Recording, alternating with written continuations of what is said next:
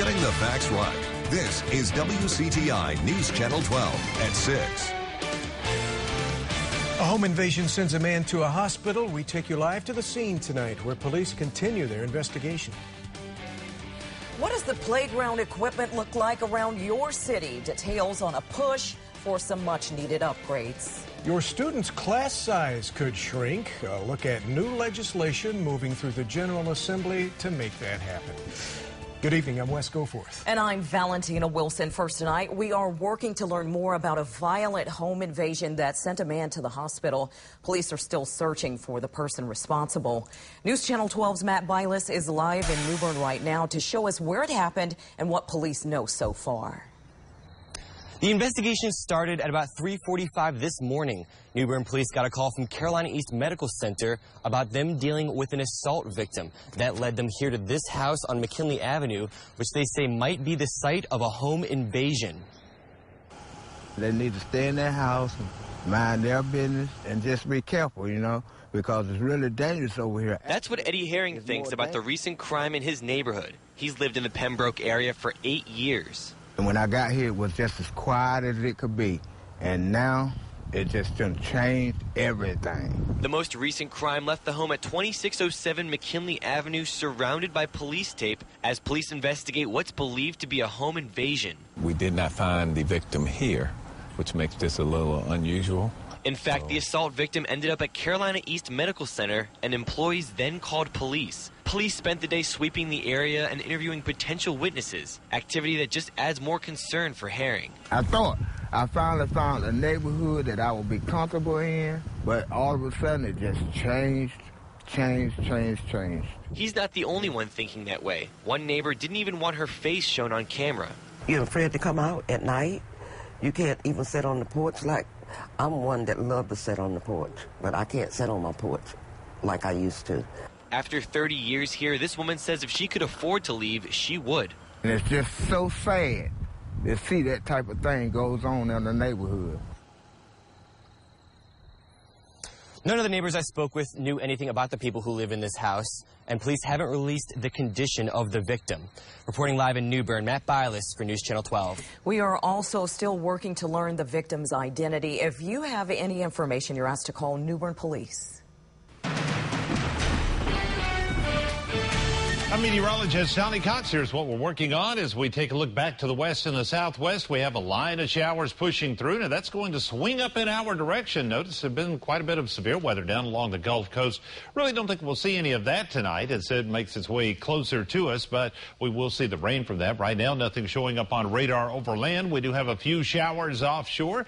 Those will continue to hang out just off the coast through tonight. Look at the temperatures. Another nice day out there. Made it into the 70s in many locations. We are back into the 60s right now, mainly the upper 60s across the region. And if you're headed out for a jog or walk tonight with temperatures like that, and notice it will remain that way after dinner time, the low to mid 60s with a south wind at about 9, mostly cloudy, but still mild for that walk out there.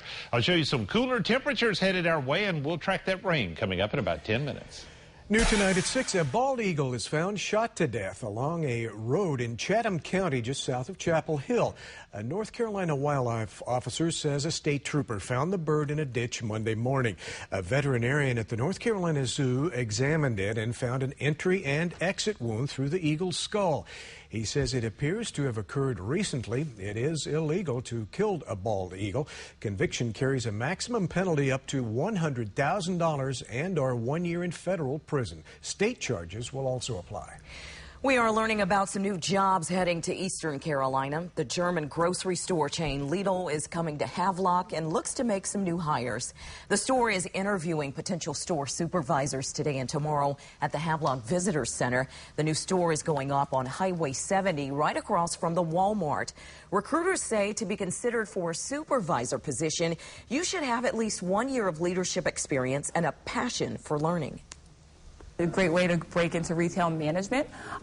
So we're looking for anyone that's really passionate about customer service and really interested in working really hard and learning our business. If you do not qualify for a supervisor position but are still interested in a job, Lidl recruiters will be back soon to interview store associates. The most recent Pitt County population numbers show the town of Winterville has grown by roughly 100 people each year since 2010. 10. Now, to keep up with the influx of people moving to the area, the town's Parks and Recreation Department says it wants to add and update current parks, and it hopes that will encourage people to live and play in the Winterville area. News Channel 12's Nicole Ford is there live tonight at one of the parks that needs updating to tell us about it. Nicole? That's right. On warm days like today, you'll find people walking on the tracks or playing in playgrounds just like this one. And this is just one of 2 playgrounds that Winterville has to offer, but it's seen some wear and tear. We have some chipped paint and worn bars, which is why the Parks and Rec Department wants to update it all to keep your kids safe.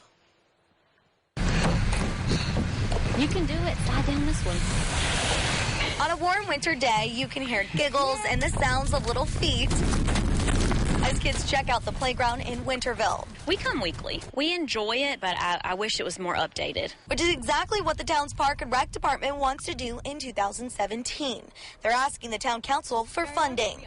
Our playground equipment at both parks is significantly dated.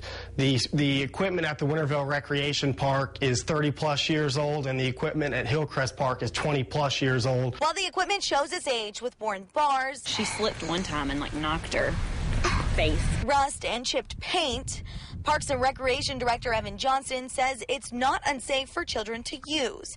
But give it a few more years and he's worried it might become unsafe, which is why they want to update now. Some of the bars are really high, and I just try to stay with my 2-year-old just in case she falls. The money would also be used to add more equipment for all ages, then potentially add greenways throughout the town.